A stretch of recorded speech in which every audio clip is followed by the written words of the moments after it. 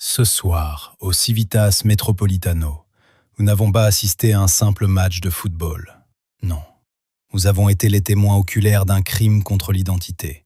Le FC Barcelone n'a pas seulement perdu une demi-finale de Coupe du Roi, il a perdu son visage, son caractère. Et, disons-le franchement, une immense partie de sa crédibilité européenne. 4 buts, 4 coups de massue, 4 symboles d'un naufrage collectif qui fera date. Ce qui devait être un choc de titans s'est transformé en un procès public. Un procès sans défense, sans réaction, sans orgueil. Le Barça a sombré. Mais pourquoi ? Comment une institution de ce calibre peut-elle s'effondrer comme un château de cartes face à la rage de l'Atlético ? Bienvenue dans cette analyse froide d'un désastre annoncé. Dès les premières minutes, l'air était irrespirable. Vous l'avez senti, je l'ai senti. Il y avait ce pressing fantôme côté catalan. Des espaces béants, presque insultants pour le haut niveau. Quand le premier but arrive, ce n'est pas une surprise, c'est une sentence logique. Le Barça recule, le Barça subit, le Barça regarde. Pendant ce temps, l'Atlético de Simeone joue avec la faim des damnés. Il court pour chaque centimètre d'herbe. Et que dire du symbole ? Antoine Griezmann, l'ancien de la maison. Celui que Barcelone n'a jamais su totalement aimer, ni totalement comprendre. Quand il marque, la cruauté est à son paroxysme. Griezmann sait ce que signifie répondre présent. Il sait que l'histoire ne retient pas les esthètes qui marchent, mais les guerriers qui frappent. Analysons maintenant ce qui a cassé mécaniquement dans ce moteur catalan. Regardez cette image, arrêtez la vidéo ici. Voyez-vous ce trou entre le latéral et le central ? C'est une autoroute. La défense barcelonaise a été désorganisée, lente et surtout absente. Ce sont des erreurs de placement indignes d'un centre de formation, alors imaginées pour des internationaux. Chaque ballon perdu dans les zones interdites devenait une munition pour l'Atlético. On ne parle pas ici d'un manque de talent, mais d'une faillite de communication. L'incapacité totale à contenir la profondeur madrilène est une faute professionnelle. À ce niveau, la profondeur, c'est le poison. Et le Barça a bu la coupe jusqu'à la lie. Pourquoi personne ne couvre ? Pourquoi le bloc est-il aussi étiré ?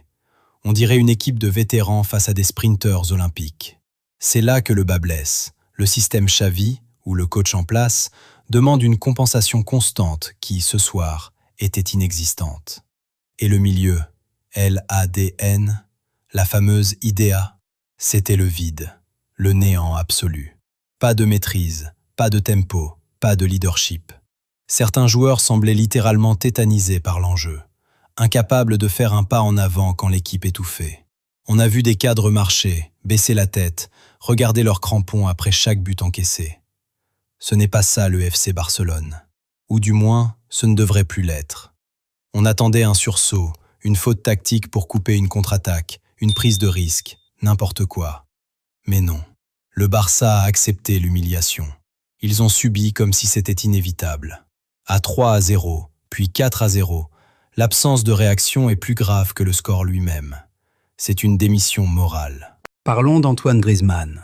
Son match est une insulte à la passivité barcelonaise. Regardez sa position moyenne sur le terrain. Il n'est pas juste un attaquant.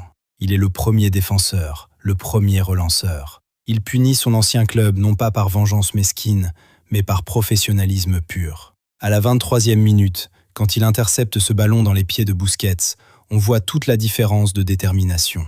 Le Barça joue un match amical. Griezmann joue sa vie. C'est ce décalage d'intensité qui crée le 4-0. On ne gagne pas des trophées avec de la possession stérile à 60% si on ne gagne aucun duel aérien, si on ne tacle jamais avec l'intention de récupérer le cuir. Ce match pose une question fondamentale qui dépasse le cadre du terrain. Quel est le projet ? Où va ce club ? On parle d'une institution historique qui a redéfini le football moderne. On ne peut pas se permettre ce genre de naufrage sans conséquence. C'est un signal d'alarme qui hurle dans tout le football espagnol. Est-ce un problème d'homme ou de système ? Pour être juste, quelques-uns ont essayé. On a vu des joueurs tenter, maladroitement, de résister au tsunami. Ils ont couru quand les autres marchaient. Ils ont demandé le ballon quand les autres se cachaient. Ils n'ont pas été décisifs, mais ils ont sauvé le peu de dignité qu'il restait. Mais le respect du maillot ne suffit pas contre la machine de guerre de Simeone. L'Atlético a livré une masterclass de réalisme. Chaque hésitation barcelonaise a été punie. C'est le haut niveau, c'est la réalité. Et la réalité fait mal aux yeux des supporters blaugrana ce soir. Avec 4 buts de retard, le retour ressemble à une mission impossible. Mais nous sommes au football.